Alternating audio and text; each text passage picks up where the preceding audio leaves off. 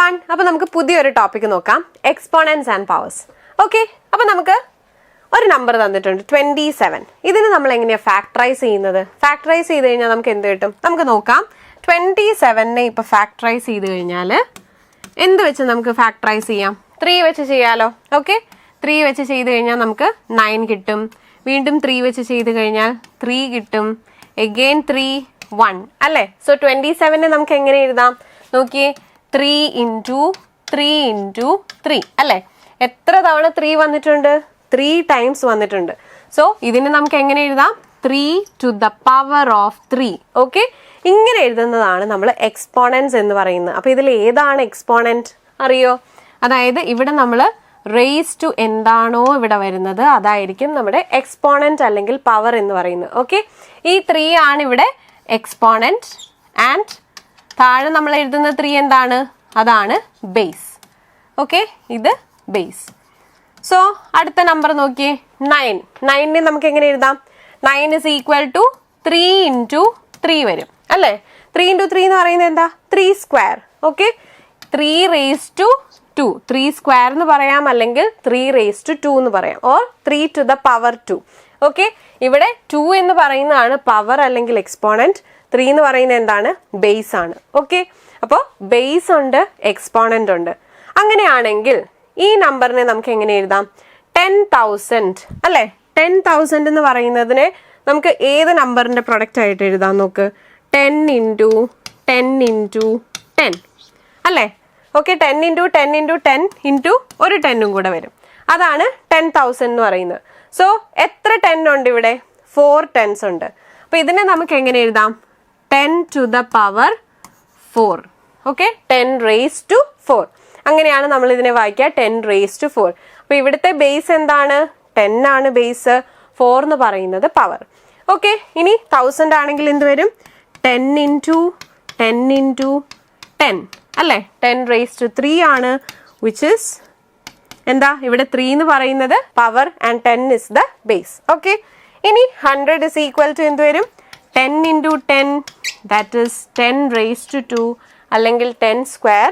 2 എന്ന് പറയുന്നത് ഇവിടെ എക്സ്പോണന്റ്, 10 എന്ന് പറയുന്നത് ബേസ്. ഓക്കെ ആണല്ലോ? അപ്പൊ എന്താണ് ബേസ്, എന്താണ് എക്സ്പോണന്റ് എന്നുള്ളത് നിങ്ങൾക്ക് ക്ലിയർ ആണല്ലോ. ഇനി 1/100. ഈ 1/100നെ നമുക്ക് എങ്ങനെ എഴുതാം? നോക്കിയേ, ദിസ് ഇസ് ഈക്വൽ ടു 1/10 × 10 എന്ന് എഴുതാം അല്ലേ? 1/10 × 10. 100നെ നമുക്ക് 10 × 10 എന്ന് എഴുതാലോ.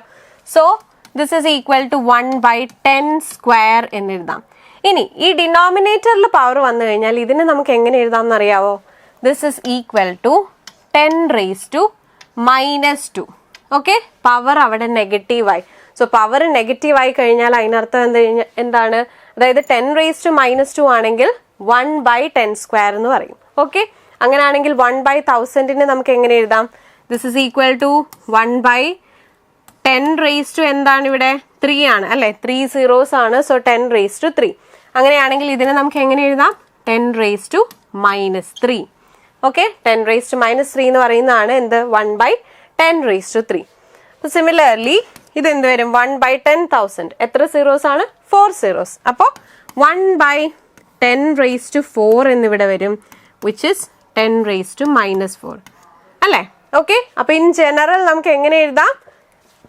a raised to -m ഒരു നെഗറ്റീവ് എക്സ്പോണന്റ് ആണെങ്കിൽ അതിന് നമുക്ക് എങ്ങനെ എഴുതാം? 1/a raised to m. Okay, positive exponent ആയിട്ട് എഴുതുന്നത് എങ്ങനെയാണ്? ഡിനോമിനേറ്ററിൽ വരും ആ positive exponent. Okay, 1/a raised to m. അപ്പൊ ഇതാണ് നമുക്ക് ജനറൽ ആയിട്ട് കിട്ടിയത്. ഓക്കെ ആണല്ലോ? So any non zero integer a raised to -m is equal to 1/a raised to m, where m is a positive integer. a raised to -m is the multiplicative inverse of a raised to m. അപ്പൊ ഇങ്ങനെ എഴുതാൻ പറ്റിയ നമ്മൾ ഇതിനെ എന്ത് പറയും? a raised to m എന്ന് പറയുന്നത് a raised to -mന്റെ മൾട്ടിപ്ലിക്കേറ്റീവ് ഇൻവേഴ്സ് ആണ്. നമുക്കറിയാലോ, രണ്ടും കൂടെ പ്രൊഡക്റ്റ് എടുത്തു കഴിഞ്ഞാൽ 1 കിട്ടുവാണെങ്കിൽ അതിനെ നമ്മൾ എന്ത് പറയും? മൾട്ടിപ്ലിക്കേറ്റീവ് ഇൻവേഴ്സ് എന്ന് പറയും. ഓക്കെ, സോ ഇതിനെ നമുക്ക് അങ്ങനെയാണെങ്കിൽ എങ്ങനെ എഴുതാം? ഒന്ന് വേഗം പറഞ്ഞു നോക്കി. 1025.63. ഓക്കെ, സോ 1025.63 എന്ന് പറയുമ്പോൾ എങ്ങനെ നമുക്ക് ഇതിനെ എഴുതാൻ പറ്റും? പ്ലേസ് വാല്യൂസ് നമുക്കറിയാലോ. ഇത് 1s പ്ലേസ്, ഇത് 10s പ്ലേസ്, ഇത് hundreds place and last one thousands place. അല്ലേ? ഇവിടെ പോയിന്റ് കഴിഞ്ഞ് വരുന്നത് ഏത് പ്ലേസ് ആണ്? 10th place ആണിത്. അതേപോലെ ഈ 3 എന്ന് പറയുന്നത് എന്ത് വരും? 100th place അല്ലേ? 100th place ആണ്. അപ്പോൾ ഇതിനെ നമുക്ക് എങ്ങനെ എഴുതാം? നമുക്കറിയാലോ പ്ലേസ് വാല്യൂ വെച്ചിട്ട് നമ്മൾ എങ്ങനെ എക്സ്പാൻഡ് ചെയ്യും? 1025 എന്ന് പറയുന്നത് 1 ഇൻറ്റു എന്താ വരുന്നത്? ഇവിടെ തൗസൻഡ്സ് പ്ലേസ് ആണ്. സോ 1 ഇൻറ്റു 1000 പ്ലസ് 0 ഇൻറ്റു 100 ആണ്, പ്ലസ് അടുത്തത് 2 ഇൻറ്റു 10th പ്ലേസ് ആയതുകൊണ്ട് 10 പ്ലസ് ലാസ്റ്റ് 5 ഇൻറ്റു 1 പ്ലസ് കഴിഞ്ഞിട്ടില്ല, ഡെസിമൽ കഴിഞ്ഞിട്ട് ഏത് വരും? 6 ആണ് ഇവിടെ ഫസ്റ്റ് പോയിന്റ് വരുന്നത്. സോ 6 ഇൻറ്റു അവിടെ 10th പ്ലേസ് എന്ന് പറഞ്ഞു കഴിഞ്ഞാൽ എന്താണ്? 1/10 അല്ലേ? 1/10 പ്ലസ് അടുത്തത് 3 ഇൻറ്റു 1/100. ഓക്കെ ആണല്ലോ? ഇങ്ങനെയാണ് നോർമലി നമ്മൾ എഴുതുക. ഇനി എക്സ്പോണന്റ് ആയിട്ട് എഴുതാൻ പറഞ്ഞു കഴിഞ്ഞാൽ അപ്പോൾ എങ്ങനെ എഴുതാൻ പറ്റും നമുക്ക്? ഈക്വൽ ടു എങ്ങനെ എഴുതാം? 1 ഇൻറ്റു 10 ക്യൂബ് പ്ലസ് 0 ഇൻറ്റു 100 എന്നുള്ളത് നമുക്ക് 0 ഇൻറ്റു 10 സ്ക്വയർ എന്ന് എഴുതാം, പ്ലസ് അടുത്തത് 2 into 10 that is 2 into 10 raise to 1.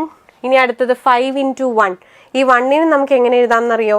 10 raise to 0. Okay, any number raise to 0 എന്ന് പറഞ്ഞു കഴിഞ്ഞാൽ എന്താണ്? 1 തന്നെയാണ്.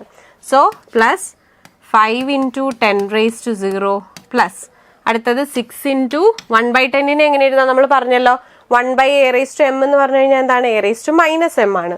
So 10 raise to -1 plus 3 into 10 raise to -2. ഇവിടെ 100 എന്ന് പറഞ്ഞാൽ 10 സ്ക്വയർ ആണ്. സോ 10 റേസ് ടു -2 വരും. ക്ലിയർ ആണല്ലോ? സോ ഇങ്ങനെയാണ് നമ്മൾ എക്സ്പോണന്റ് ആയിട്ട് എക്സ്പാൻഡ് ചെയ്യുന്നത്. ഓക്കെ, അപ്പോൾ നമുക്കിനി കുറച്ച് ലോസ് ഓഫ് എക്സ്പോണൻസും കൂടെ നോക്കാം. ഇതാണ് very important. So a raise to m into a raise to n അല്ലെങ്കിൽ x raise to m into x raise to n. Okay, base same ആണ്, ഡിഫറെൻറ്റ് പവേഴ്സ് ആണെങ്കിൽ നമുക്ക് എന്ത് ചെയ്യാം? പവേഴ്സ് തമ്മിൽ ആഡ് ചെയ്യാം.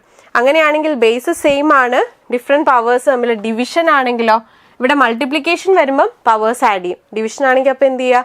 പവേഴ്സ് സബ്ട്രാക്ട് ചെയ്യുക. ഓക്കെ, അത്രയേ ഉള്ളൂ വ്യത്യാസം. So x raise to m into x raise to n is equal to x raise to m plus n. x raise to m by x raise to n എന്ത് വരും? x raise to m minus n. ഇനി power rule, അതായത് x raise to m the whole raise to n ആണെങ്കിൽ എന്തായിരിക്കും? m into n. Powers തമ്മിൽ നമ്മൾ multiply ചെയ്യും. Okay, x raise to m into n വരും. ഇനി ഡിഫറെൻറ്റ് ബേസ് സെയിം പവർ ആണെങ്കിൽ, അതായത് xy the whole raise to m എന്ത് ചെയ്യാം? x raise to m into y raise to m ആയിരിക്കും. ഓക്കെ, ഇനി അടുത്തത് നമ്മളിപ്പോൾ പഠിച്ചതാണ് x raise to minus n is equal to 1/x raise to n. പിന്നെയോ power of a quotient x by y the whole raise to m. ഇവിടെ നമ്മൾ ചെയ്ത പോലെ തന്നെ. സോ x ബൈ y ആണെങ്കിൽ നമുക്ക് സ്പ്ലിറ്റ് ചെയ്ത് അതിനെ എങ്ങനെ എഴുതാം? x raise to m by y raise to m. Power സെയിമും ഡിഫറെൻറ്റ് ബേസ് ആണെങ്കിലാണ് നമ്മൾ അങ്ങനെ എഴുതുക. ഇനി 0 എക്സ്പോണന്റ്, അതായത് x raise to 0, any number raise to 0 എന്താണ്? 1 ആയിരിക്കും. അത് എത്ര വലിയ നമ്പർ ആയാലും. ഇപ്പോൾ ഒരു 10,000 റേസ് ടു 0 എടുത്തു കഴിഞ്ഞാലും എന്താ?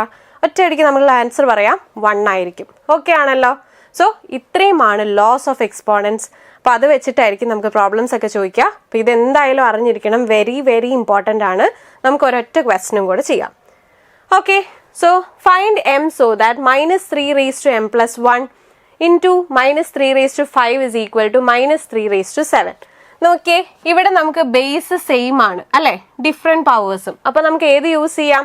a raised to m into a raised to n is equal to a raised to m plus n use ചെയ്യാം. So -3 raised to m plus 1 into -3 raised to 5നെ നമുക്ക് എങ്ങനെ എഴുതാം? m plus 1 plus 5 എന്ന് വരും അല്ലേ? ദിസ് ഈസ് ഈക്വൽ ടു എന്തെന്നാ കൊടുത്തേക്കുന്നത്? -3 raised to 7. So -3 raised to ഈ m plus 1 plus 5 എന്താ? 1 plus 5 that is 6 അല്ലേ? അപ്പോൾ m plus 6 is equal to -3 raised to 7 എന്ന് വരും. ഇനി നോക്കിയേ, സെയിം ബേസ് ആണ് ഇവിടെ. ആൻഡ് അപ്പോൾ എങ്ങനെയായിരിക്കും? നമുക്ക് ഒരേ ബേസ് ആണെങ്കിൽ LHSും RHSും നമുക്ക് ഇക്വേറ്റ് ചെയ്യാം. പവേഴ്സും സെയിം തന്നെ ആയിരിക്കും. ഓക്കെ, അപ്പോൾ ഇവിടെ പവേഴ്സ് നമുക്ക് ഇക്വേറ്റ് ചെയ്യാം, ബേസ് സെയിം ആയതുകൊണ്ട് മാത്രം. സോ ഇവിടെ എന്ത് വരും? m plus 6 is equal to 7. That is m is equal to 7 minus 6. അപ്പോൾ എത്ര ആൻസർ വരിക? Equal to 1. Okay, so m is equal to 1 കിട്ടും. ക്ലിയർ ആണല്ലോ? അപ്പോൾ laws of exponents very important ആണ്, അതെല്ലാവരും പഠിക്കുക. ഓക്കെ, അപ്പോൾ നിങ്ങൾക്ക് ക്ലിയർ ആയിട്ടുണ്ടെന്ന് ഞാൻ വിചാരിക്കുന്നു. അപ്പോൾ ഇനി ഇതുപോലുള്ള ടോപ്പിക്സ് വേണമെങ്കിൽ നിങ്ങൾ ഏതാണ് ടോപ്പിക് വേണ്ടതെന്നുള്ളത് താഴെ കമൻറ്റ് ചെയ്യാം കേട്ടോ. ഓക്കെ, അപ്പോൾ നമുക്ക് അടുത്തൊരു ടോപ്പിക്കുമായിട്ട് കാണാം. ബൈ. എൻട്രൻസ് സംബന്ധമായ വാർത്തകളും അപ്ഡേഷനുകളും ഏറ്റവും വേഗം ആധികാരികമായി അറിയാൻ ബ്രില്യൻ സ്റ്റഡി സെന്റർ പാല യൂട്യൂബ് ചാനൽ സബ്സ്ക്രൈബ് ചെയ്യുക, ബെൽ ഐക്കൺ അമർത്തുക, ഈ വീഡിയോ മറ്റു സുഹൃത്തുക്കളിലേക്കും മാക്സിമം ഷെയർ ചെയ്യുക.